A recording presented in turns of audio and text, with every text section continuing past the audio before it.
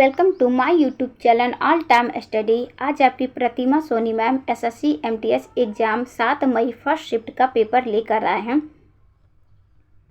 पहला प्रश्न है, भारत में कुल कितने उच्च न्यायालय हैं? आपको बताना चाहते बेटा कि 7 मई को कोई पेपर नहीं था, ये टेस्ट के तौर पे आप लीजिए क्योंकि अभी 19 तारीख तक पेपर आपकी चलने वाली है। भारत में कुल कितने उच्च न्यायालय हैं? साथ साथ अलग फैक्ट के साथ में हम लेकर आए हैं।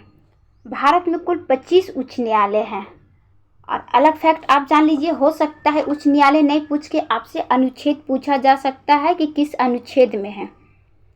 भारतीय संविधान के अनुच्छेद 214 में कहा गया है कि प्रत्येक राज्य का एक उच्च न्यायालय होगा।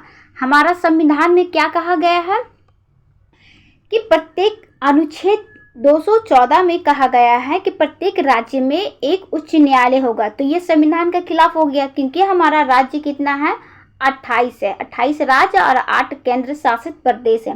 तो इस हिसाब से अनुच्छेद 214 तो गलत हो गया, लेकिन ये राइट है। अभी देखिए आगे क्या कहा गया है, सेकेंड पढ़िए। 231 में कहा गया है कि 2 या 2 से अधिक राज्यों के लिए एक ही उच्च न्यायालय कार्य कर सकता है। 214, 231 आप याद रखिए। 214 में कहा गया है कि प्रत्येक राज्य के लिए एक अपना उच्च न्यायालय होना चाहिए। 231 में कहा गया है 2 या 2 से अधिक राज्यों के लिए एक ही उच्च न्यायालय कार्य कर सकता है। अब 25वां उच्च न्यायालय कहाँ है? 25वां उच्च न्यायालय आंध्र प्रदेश अमरावती में है। नेक्स्ट, तो कुल कितने उच्च न्यायालय हैं? 25। बच्चा लाइक सब्सक्राइब आप जरूर कीजिए क्योंकि देखिए मैम बहुत मेहनत करती है, अलग फैक्ट के साथ लेकर आए। जिन बच्चे के आगे पेपर है वो बच्चे क्लास को ले। भारत में बालिका दिवस प्रति वर्ष कब मनाया जाता है? भारत में बालिका दिवस प्रति वर्ष कब मनाया जाता है? ये मनाया जाता है 24 जनवरी को। कब से लागू हुआ मनाना? कब से मतलब बालिका दिवस मनाते आ रहे हैं? ये 2008 से मनाया जा रहा है प्रत्येक वर्ष बालिका दिवस। नेक्स्ट, भारतीय संसद के कितने अंग हैं? क्वेश्चन पूछा जा रहा है, भारतीय संसद के कितने अंग हैं? तो ये 3 अंग हैं। तब आपके माइंड में आ सकता है मैम कौन कौन हो सकता है? प्रश्न ही आपसे ऐसे पूछ ले कि हमारा भारतीय संसद के कौन कौन से अंग हैं। राष्ट्रपति ये अलग है, राष्ट्रपति, राज्यसभा और लोकसभा ये तीनों अलग। ये पहला, ये दूसरा, ये आपका तीसरा। राष्ट्रपति, राज्यसभा, लोकसभा, भारतीय संसद के 3 अंग। अब आप याद रखेंगे। नेक्स्ट, भारत में हरित क्रांति का सर्वाधिक प्रभाव किस फसल पर पड़ा? हमसे पूछा जा रहा है, भारत में हरित क्रांति का सर्वाधिक प्रभाव किस फसल पर पड़ा? तो सबसे अधिक प्रभाव 50% यानी कि मान के चलिए 100% प्रभाव गेहूं पे पड़ा था। इसके बाद थोड़ा बहुत, गेहूं के बाद धान पे असर पड़ा मात्र 10%, लेकिन 100% गेहूं में। नेक्स्ट बच्चा, सब्सक्राइब की संख्या बढ़ाइए प्लीज़। सब्सक्राइब की संख्या बहुत कम है, हमें कहने में अच्छा नहीं लगता। आप सब अपने अपने स्टेटस पे लगाइए, क्लास को शेयर कीजिए। आप जितना ज़्यादा शेयर कीजिएगा उतना ज़्यादा अपना परिवार बढ़ेगा। भारत कला भवन कहाँ स्थित है? भारत कला भवन कहाँ स्थित है? ये बच्चा बनारस में है। कहाँ है? बनारस में है। अब इसकी स्थापना पूछ लिया जाता है, किस सन में हुआ और कौन करवाया? तो स्थापना राय कृष्ण दास। कौन करवाए थे? राय कृष्ण दास। अब किस सन में हुआ? 1920 ईस्वी में हुई थी। भारत कला भवन की स्थापना बनारस। कहाँ? बनारस। कौन करवाया था? राय कृष्ण दास। किस सन में हुआ था? 1920 ईस्वी में। नेक्स्ट, गोदान उपन्यास किसने लिखा? गोदान उपन्यास किसने लिखा? ये गोदान उपन्यास मुंशी प्रेमचंद्र का है। मुंशी प्रेमचंद्र के बचपन का नाम धनपत राय, नवाब राय। ये धनपत राय इनके दादा कहा करते थे, इनके नाना कहा करते थे नवाब राय। गोदान, कर्मभूमि, रंगभूमि, सेवा सदन, मंगलसूत्र, निर्मला। मंगलसूत्र बच्चे इनकी अपूर्ण रचना है। जब ये रचना कर रहे थे तब इनकी देहांत हो गई थी, तो ये रचना के बारे में हम लोग को कैसे पता चला कि मैम ये बता दीजिए इनकी अपूर्ण रचना है, तो इस रचना के बारे में हम लोग कैसे जाने? तो इनके बेटे ने, इनके देहांत के बाद या इनकी मृत्यु के बाद इनके बेटे ने इस रचना को पूरा किया, तभी हम लोग मंगलसूत्र रचना को जान पाते हैं। तो इनके देखिए, गोदान, कर्मभूमि, रंगभूमि, कायाकल्प, सेवा सदन, निर्मला, मंगलसूत्र अपूर्ण रचना है। नेक्स्ट, ये वही बच्चे हैं, वही है। पर्यावरण दिवस मनाया जाता है। आप जान सकते हैं मैम कितना छोटा सा बच्चा वाला प्रश्न, बच्चा ऐसा भी प्रश्न आ सकता है, क्योंकि जीके जीएस में कुछ भी आपसे पूछा जा सकता है कि ये बच्चा वाला प्रश्न नहीं है। पर्यावरण दिवस 5 जून को मनाया जाता है। एनवायरनमेंट डे कब मनाते हैं हम लोग? 5 जून को। 14 नवंबर को बाल दिवस मना, कुछ और भी बता दें, जैसे 14 नवंबर को बाल दिवस मनाया जाता है। 11 जुलाई को विश्व जनसंख्या दिवस मनाया जाता है। हम बोलते हैं ना, एक और एक 11, मतलब हमारा हम और आप मिलेंगे तो संख्या बढ़ेगी। तो 11 जुलाई को जनसंख्या दिवस मनाया जाता है। 14 सितंबर को विश्व हिंदी 14 सितंबर को हिंदी दिवस और 10 जनवरी को विश्व हिंदी दिवस मनाया जाता है। हिंदी दिवस साल में 2 बार मनता है। हिंदी दिवस हम भारत में कब मनाते हैं? तो 14 सितंबर को। 10 जनवरी को पूरा विश्व में मनाया जाता है हिंदी दिवस। नेक्स्ट, प्रकाश वर्ष किसकी इकाई है? प्रकाश वर्ष किसकी इकाई है? प्रकाश वर्ष दूरी की इकाई है। हम देखते हैं बच्चा कि आप लोग इतना व्यूज आता, लेकिन आप लाइक नहीं करते। क्यों लाइक नहीं करते हैं? क्या कोई कमी रहती है? कमी रहती तो आप बता दीजिए कि मैम ये कमी है, हम उस कमी को दूर करने की कोशिश करेंगे।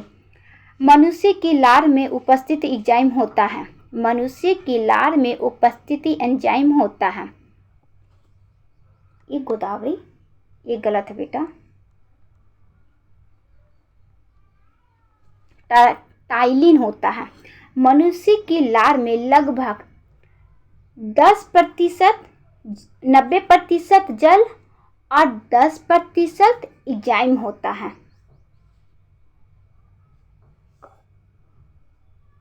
नेक्स्ट, दक्षिण भारत की सबसे लंबी नदी है। दक्षिण भारत की सबसे लंबी नदी है गोदावरी। कौन सी नदी है? गोदावरी। दक्षिण भारत की सबसे लंबी नदी गोदावरी है। अब गोदावरी कहाँ से निकलती है, कहाँ जाकर गिरती है? महाराष्ट्र के नासिक जिले से निकलकर बंगाल की खाड़ी में जाकर गिरती है।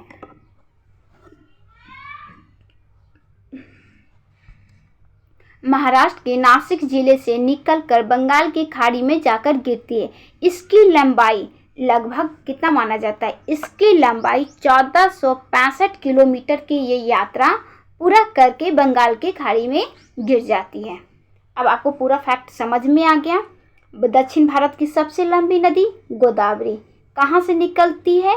महाराष्ट्र से, नासिक जिले से निकलती है, बंगाल की खाड़ी में जाकर गिर जाती है। तो ये यात्रा कितना करती है?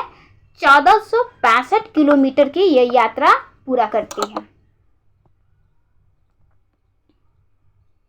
महात्मा गांधी ने किस गोलमेज सम्मेलन में भाग लिया? महात्मा गांधी जी ने किस गोलमेज सम्मेलन में भाग लिया? तो महात्मा गांधी जी ने बच्चा गोलमेज सम्मेलन कितना हुआ था? आपको हम कितने बार क्लास में बताएं कि 3 हुआ था, 30, 31 और 32। 1930, 1931, 1932 तीनों में भाग लेने वाले भीमराव अंबेडकर थे। पहला विफल हो गया, गांधी जी को बुलाया गया था लेकिन सवर्णीय अवज्ञा आंदोलन के कारण गांधी जी नहीं गए थे। दूसरे गोलमेज सम्मेलन में गए थे। तो दूसरे गोलमेज सम्मेलन में महात्मा गांधी जी भाग लिए थे। और दूसरा गोलमेज सम्मेलन हुआ कब था? 1931 में। गोलमेज सम्मेलन 3 हुआ था, देखिए, फर्स्ट, सेकेंड, थर्ड, 1930, 1931, 1932। तीनों गोलमेज सम्मेलन में भाग लेने वाले भीमराव अंबेडकर थे। अगर तारीख पूछ लिया जाए कि दूसरे गोलमेज सम्मेलन में भाग महात्मा गांधी लिए थे, तो कौन सा तारीख था? तो ये था 7 सितंबर। तारीख, मंथ, सन, 7 सितंबर 1931 को महात्मा गांधी गोलमेज सम्मेलन में भाग लिए थे। अब ये आपको पूरा हो गया बच्चा, चाहे तो आप स्क्रीनशॉट ले लीजिए। नेक्स्ट, निम्नलिखित में से सबसे पुराने वेद कौन सा है? निम्नलिखित में सबसे पुराना वेद कौन सा है? ये ऋग्वेद है। ऋग्वेद सबसे पुराना वेद है। ऋग्वेद में भगवान को प्रसन्न करना, पूजा पाठ, स्वच्छ, निर्मल ऋग्वेद में कहा गया है। कितने सूक्तक है? यह सूक्तक गलत लिखा है, सुख लिखा है, ये सूक्तक है। कितना है? 1028।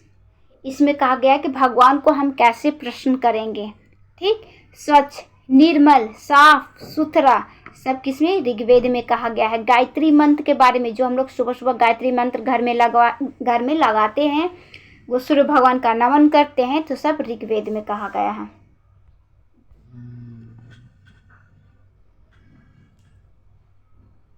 निम्नलिखित में से किसका मकबरा भारत में नहीं है? निम्नलिखित में से किसका मकबरा भारत में नहीं है? तो ये बाबर का है। बाबर का मकबरा भारत में नहीं है। तो फिर मैम कहाँ है? भारत में नहीं है तो कहाँ है? बाबर का मकबरा काबुल में है। कहाँ है बच्चा? बाबर का मकबरा काबुल में है। इसको उठा के यहाँ कर दे। अकबर का मकबरा आगरे के पास सिकंदरा में है। सिकंदराबाद आप जानते होंगे, तो आगरे के पास सिकंदरा में किसका है? अकबर का मकबरा है। औरंगजेब का मकबरा औरंगाबाद में, जिसका औरंगाबाद का नाम चेंज होके संभाजी नगर कर दिया गया है। जो पहले नाम था इसका संभाजी नगर, अब ये है कहाँ? महाराष्ट्र जिले में है, महाराष्ट्र राज्य में है। ये तो खुद एक जिला है, महाराष्ट्र राज्य में है। बिहार वाले औरंगाबाद मत समझना बेटा, एक बिहार में भी औरंगाबाद जिला है। खैर इसका नाम ही चेंज हो गया है अब।